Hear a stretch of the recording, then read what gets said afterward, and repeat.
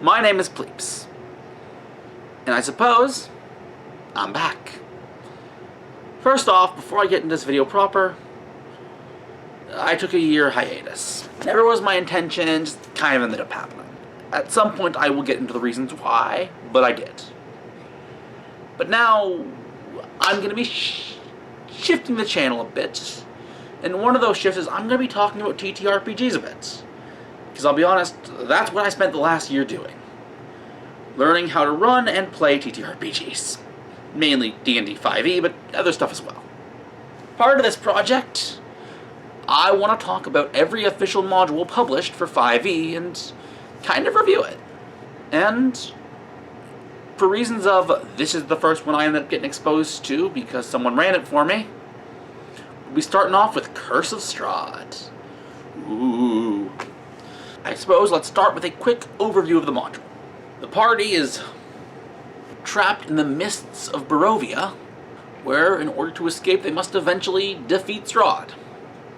That about sums it up, and honestly, it makes sense because Curse of Strahd is actually technically a remake.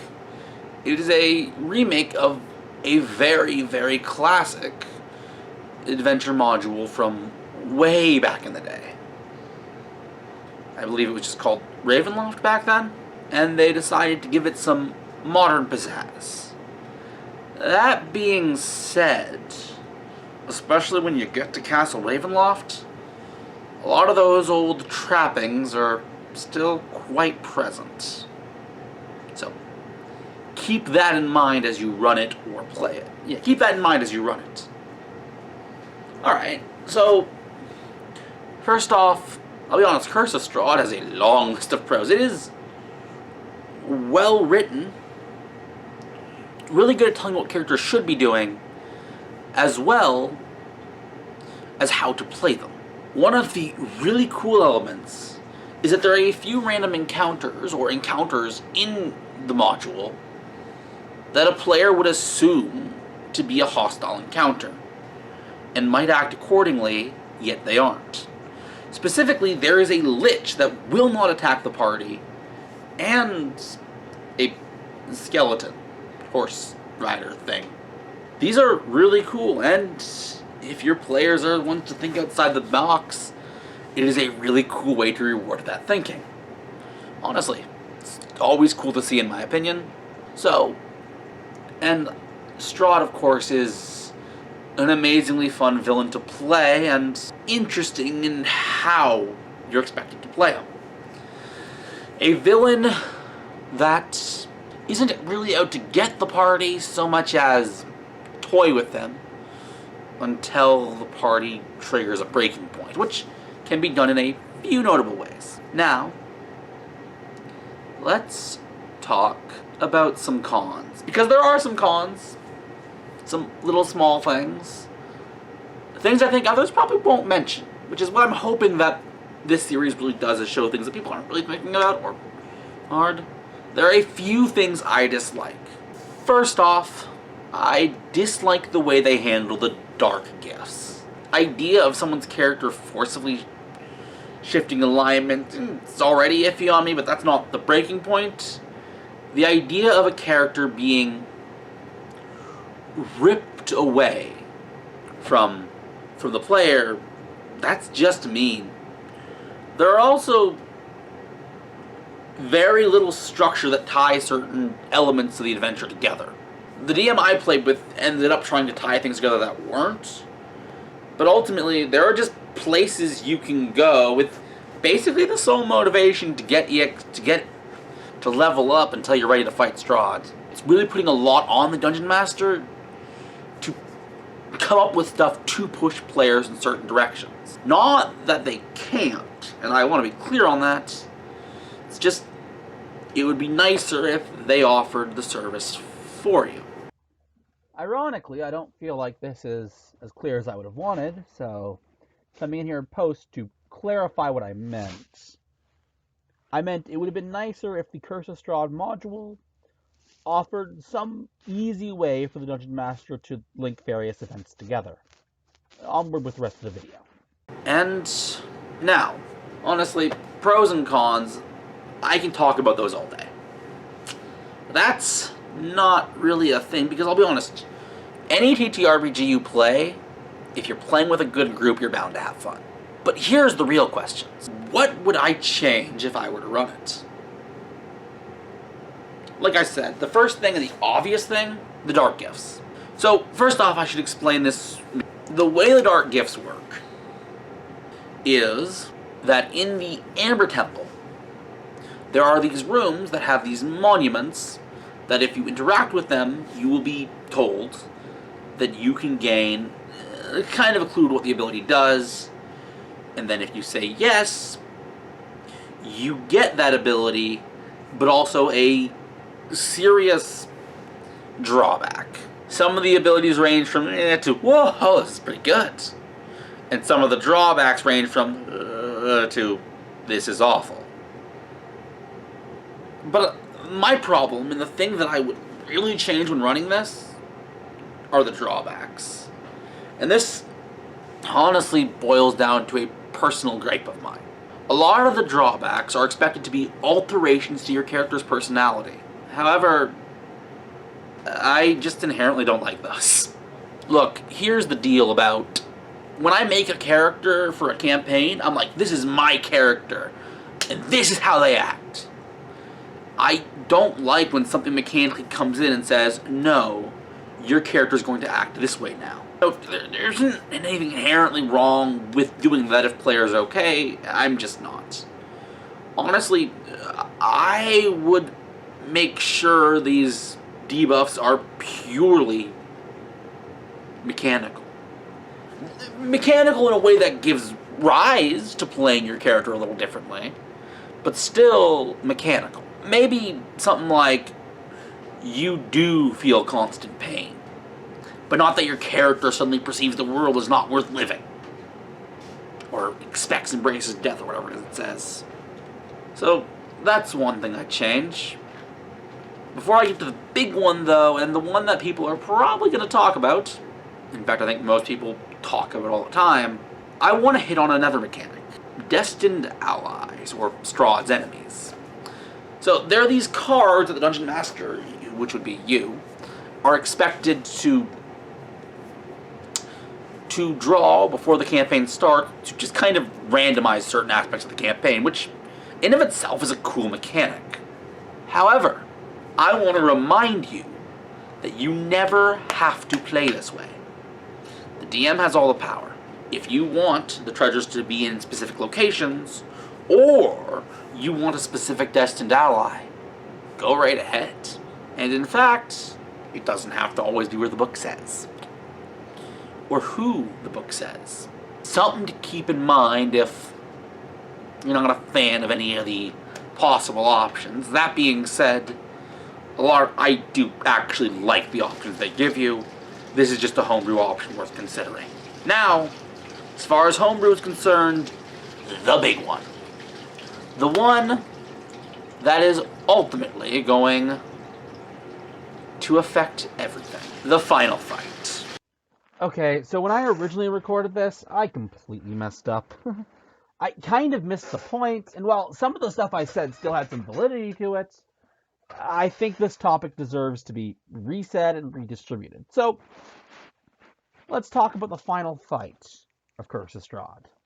A lot of folks out there on the wild words of the internet have decided that they wanted to add a fight against someone in the Amber Temple called Vampire, who you would fight after Strahd, or sometimes before Strahd, in order to ensure the best possible ending. I am in the opinion that is not a great idea. Personal opinions and all that. Admittedly, a big part of this is I don't actually mind the ending of Curse of Strahd, but even beyond that, I think there are better ways to go about getting a good ending and having a better Strahd fight, who I think should ultimately be the end game of everything. I will someday make a supplement talking about how to go about incorporating a good ending to Curse of Strahd without the Strahd fight, and without breaking the lore. Which, yes, the Vampire fight totally breaks the lore. However, beyond that, and this goes for any module, if you want to make the final boss tougher, there are some ways to do that. Give Strahd some more spells. Give him some more health. Not recommended, but it's an option. Increase his heart shield thing coming up faster. And give him more allies to support him. That ought to make the Strahd fight just a pack a bit more punch if you think so. Though, admittedly, the fight honestly was plenty hard enough when we played it. It sapped my cleric of their spell slots completely. And we barely survived. Alright, so I've talked about the pros, the cons, and then I've talked about my own general light homebrew suggestions. But now it's time to get into the big guns. So, what are the big guns? You don't have to run this adventure, or the pieces of this adventure, with the lore properly intact. I mean, this goes without saying.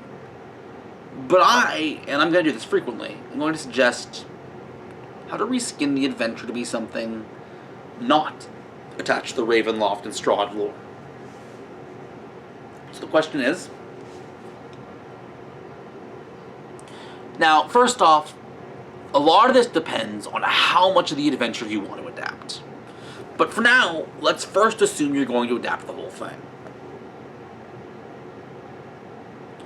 If you are playing this fully straight with some other skin on it, maybe because you're playing a specific setting and Ravenloft wouldn't make sense in that setting, or you just feel like it, on all valid reasons, the first thing you need to think up is, why are folks trapped in Barovia? Now, there are a few ways to go about this, though keeping in mind that whatever way you choose, presuming you can't and won't go with just this universe also has the Mist, players are going to find, or try to find, and might be successful, ways around it, and you need to decide how much of that you're okay with. But, considering this adventure really is level 1 to 10, and generally speaking, I would not take it any higher, personally, they probably wouldn't get the resources to do so anyways. A force cage. The force cages and force boxes and stuff like that are concepts in D&D that are pretty difficult to break out. We could just say that we have one of those around the land that this quest takes place in. That's my suggested answer anyways. What about adapting different parts of the adventure? Let's, as a statement, state you want your big villain to use Strahd's castle. Now, you could always just play it straight and just plop the castle in. Castle Ravenloft, right there, here it is. However, I would say,